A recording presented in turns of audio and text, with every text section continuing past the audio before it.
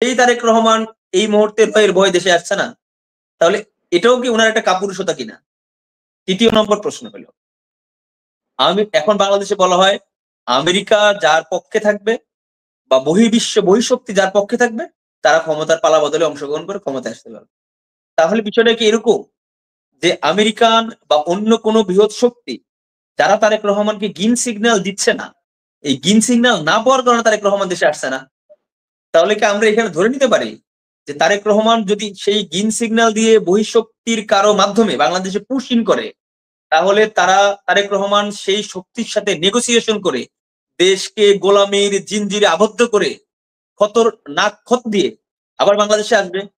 বিগত ফ্যাসিস্ট সরকার বিভিন্নভাবে বিভিন্ন প্রক্রিয়াতে ওনাকে যেইভাবে ওনার ক্যান্টনমেন্টের বাসা থেকে বের করে দিয়েছেন, বের করেই ক্ষান্ত হন নাই, শুধু মেন্টালি ওনাকে ট্রমাটাইজড করার জন্য এবং জনগণের কাছে হিউমিলেট করার জন্য ওনার বাসা থেকে মদ উদ্ধার করেছিল, ওনার টয়লেটে এসি লাগানো আছে এটাকে ভাইরাল করেছিল, বিভিন্ন ভাবে উনাকে যে মেন্টাল ট্রমার মধ্যে রেখেছে, এটি রেখেও হাসিনা সরকার সন্তুষ্ট হয়নি।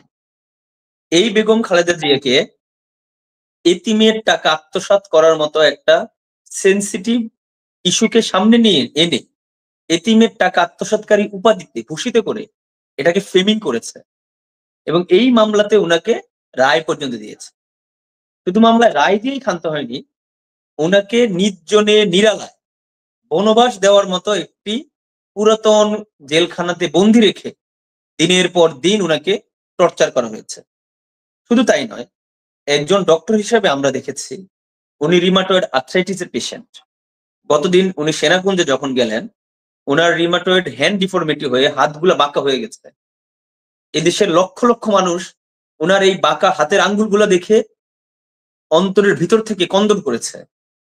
এই মানুষটা কিভাবে এরকম নির্যাতন নিষ্পেষণের একটা পর্যায়ে গিয়ে, যখন এদেশের মানুষের মনে একটু আশা জেগেছিল হয়তোবা আল্লাহ রাব্বুল আলামিন এত নির্যাতনের পরে ওনাকে বাংলাদেশের ক্ষমতার রাজ টিকা আবার পড়াবেন, হয়তোবা আবার প্রধানমন্ত্রীর চেয়ারে ওনাকে সমাসীন করবেন, সেই সময় যখন উনি আবার হঠাৎ করে অসুস্থ হয়ে আইসিইউতে চিকিৎসাধীন, সে সময় বাংলাদেশের দল মত সবকিছুর ঊর্ধ্বে উঠে সকল মানুষ ওনার মুক্তির জন্য এই মুহূর্তে দোয়া করছেন। এটি বাংলাদেশের রাজনৈতিক সৌন্দর্যের বহিঃপ্রকাশ বলে আমি মনে করি। তৃতীয়ত, জামাত ইসলামের সম্মানিত আমির ডক্টর শফিকুর রহমান সাহেব ওনার জন্য ফেসবুকে পোস্ট করে দোয়া চেয়েছেন, ডক্টর ইউনূস সাহেব দোয়া চেয়েছেন, এবং আপনারা লক্ষ্য করেছেন যে জামাত ইসলামের নায়েবে আমির ডাক্তার তাহের ভাইকে হসপিটালে ভর্তি থাকা অবস্থায় বিএনপির সম্মানিত মহাসচিব দেখা করতে গিয়েছেন। এই যে রাজনৈতিক সৌহার্দ্য এবং সৌন্দর্যের পরিবেশ, আমরা আশা করব বেগম খালেদা জিয়াকে আল্লাহ রাব্বুল আলামিন সুস্থ করে আবার আমাদের মাঝে এনে আমাদেরকে সুস্থভাবে একজন ফিরিয়ে দিবেন, এটা আমাদের প্রত্যাশা। আল্লাহ রাব্বুল আলামিন যেন কবুল করেন। দ্বিতীয়ত যে বিষয়টা সেটা হলো যে উনার এই মুহূর্তে মানুষের অন্তিম সময়ে মানুষের যেটা চাওয়া থাকে যে তার সন্তান তার কাছে থাকবে, তার কাছে আসবে, তাকে সেবা করবে। ওনাকে যখন বন্দি করে রাখা হয়েছিল, ওনার ছোট ছেলেকে দেশে আসতে দেওয়া হয়নি। বিভিন্ন নির্যাতনের ইতিহাস কাহিনী আমরা সব দেখেছি। আরাফাত রহমান কোকর মৃত্যুকে নিয়েও শেখ হাসিনা কিভাবে নাটক করেছে। কিন্তু প্রবলেম যেখানে, আমাদের সাইফুল ভাইরা যেটা বলে যে তারুণ্যের অহংকার, দিয়ার সন্তান ইত্যাদি ইত্যাদি বিভিন্ন ফ্রেমিং করে, গুড, এটা ভালো দিক, এটাকে আমরা নেই। কিন্তু প্রথম কথা হলো যে স্পেসিফিক কারণটা যদি জিজ্ঞেস করা হয় উনি কেন আসছেন না, তখন ওনারা আর উত্তর দেন। এটা সমস্যাটা হলো এখানে। উনি এই মুহূর্তে দেশে আসছেন না কেন? উনার নামে যত মামলা ছিল সকল মামলাগুলো সমাধান হয়ে গেছে। অ্যাটর্নি জেনারেল ওনাদের নিজস্ব, বাংলাদেশের সচিবালয় থেকে শুরু করে রাষ্ট্র কাঠামো উপদেষ্টা সহ সবকিছু এখন মোটামুটি বিএনপির নিয়ন্ত্রণে। তাহলে এই সময় তারেক রহমান কেন আসছে না, এর কিছু কারণ মানুষ ধারণা করতে পারে। এক্সাক্ট কারণ তো বলা কঠিন, রাজনীতিতে বিভিন্ন তত্ত্ব থাকে, থিওরি থাকে। প্রথম কারণটা এমন হইতে পারে হয়তোবা বাংলাদেশে থেকে তারেক রহমান যখন চলে যায়, সে সময় সেনাবাহিনীর সাথে তারেক রহমানের বা বিএনপির একটি কিছু ঘটনা আছে আমরা যেটা দেখেছি। পরবর্তীতে ওনাকে নির্যাতনের সঙ্গে সেনাবাহিনী যুক্ত থাকার কথা শোনা যায়। এমন কি হতে পারে কিনা বাংলাদেশ সেনাবাহিনী থেকে উনি এখনো গ্রিন সিগন্যাল পায় নাই, বা উনি সে নিরাপত্তার সার্টিফিকেট পায় নাই, এই কারণে উনি দেশে আসছে না? তাহলে কি এটা ধরে নিব আমরা যে তারেক রহমান এই দেশের জনগণের উপরে, এই দেশের ছাত্র জনতার যে বিপ্লব, জনগণের যে আকাঙ্ক্ষা, সেই আকাঙ্ক্ষার উপরে উনি আস্থা রাখতে পারছে না?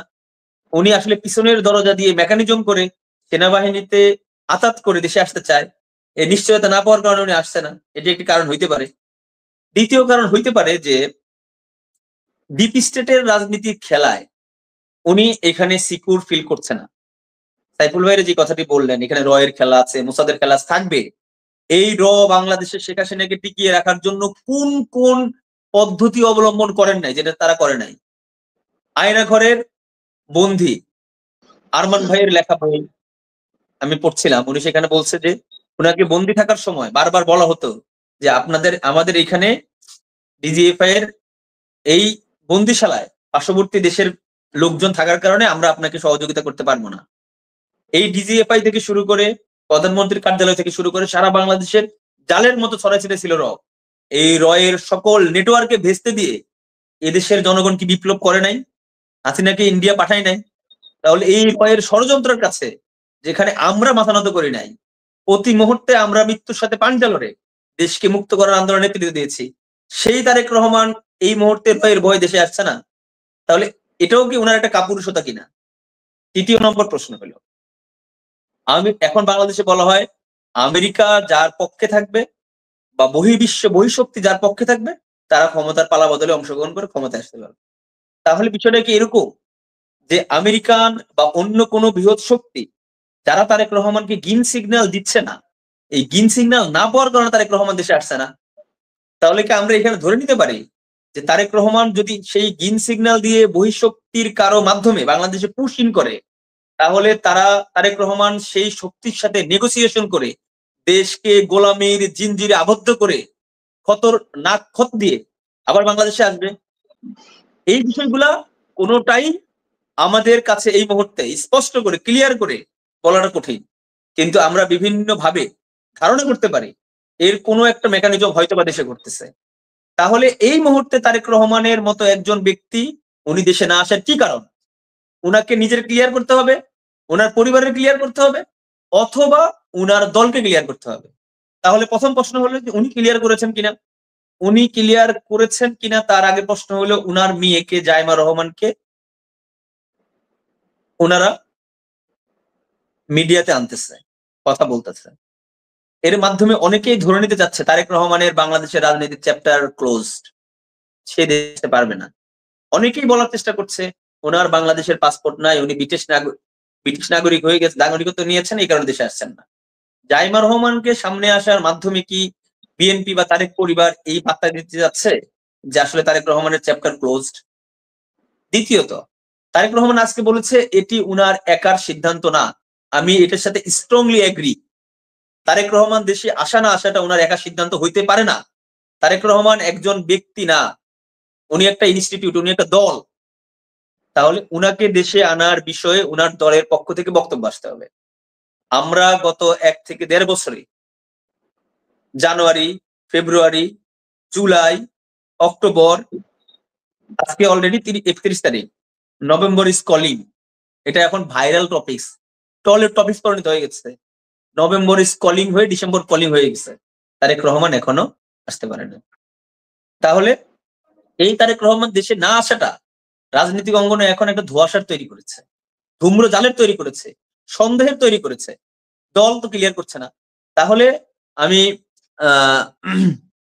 কি এটা ধরে নিতে পারবো যে দলীয় ভাবে দলের একটা অংশ বা দলের নেতৃস্থানীয় পর্যায়ে কেউ তারেক রহমানকে দেশে আসতে দিতে চাচ্ছে না তাদের স্বার্থে, তাদের সুবিধার জন্য? এই কথা বললে আমাদের সাইফুল ভাইরা আবার বলছে আপনার প্রমাণ কি? কিভাবে বলছেন? এটা তো আমরা অনুমান করছি, আমাদের কাছে এটা দেখে মনে হচ্ছে সম্ভাব্য কারণ তো এগুলাই, এর বাইরে তো কোনো কারণ নাই।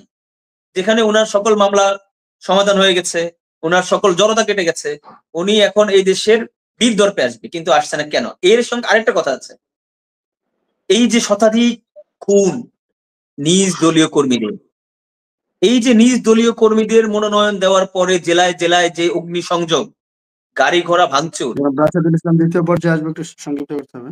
শেষ ভাই, আমি শেষ করে দিচ্ছি। এই যে চাঁদাবাজির ট্যাগ, এই যে টেম্পো স্ট্যান্ডের ট্যাগ, এই যে দখলদারির যে অভিযোগ বিএনপির বিরুদ্ধে, হাজার হাজার অভিযোগ, তারেক রহমান চাচ্ছে না এই অভিযোগগুলার দায় নিতে। উনি বিএনপিকে ছেড়ে দিয়েছে, তোমরা টেন্ডারবাজি করো, তোমরা দখলদারি করো, তোমরা খুন করো, তোমরা রক্তপাত করো, এই ক্ষমতাটা দখল করো, উপনির্বাচন দাও, আমি দেশে আসবো, প্রধানমন্ত্রীর আসনে বসবো। এটা এই মুহূর্তে এই দেশের মানুষের মুখে মুখে রুট গেছে। তাছাড়া উনি দেশে না আসার এর বাইরে কোনো কারণ নাই। উনি মূলত চাচ্ছে বিএনপি ওনার মতো করে অরাজকতা করুক, কিন্তু উনি দায় মুক্ত থাকুক। কিন্তু তারেক রহমান বা ওনার দল যদি এটা মনে করে থাকে যে এগুলা করার মাধ্যমে তারেক রহমান দায় মুক্তি পেয়ে যাবে, তাহলে বিএনপি এবং তারেক রহমান এটা ভুল রাজনীতি করছে। দায় মুক্তি হওয়ার কোনো সুযোগ তারেক রহমান পাবে না, বরঞ্চ এর মাধ্যমে বিএনপি দুর্বল হচ্ছে এবং এর খেসারত আগামী জাতীয় নির্বাচনে বিএনপিকে খুব শক্তভাবে দিতে হবে।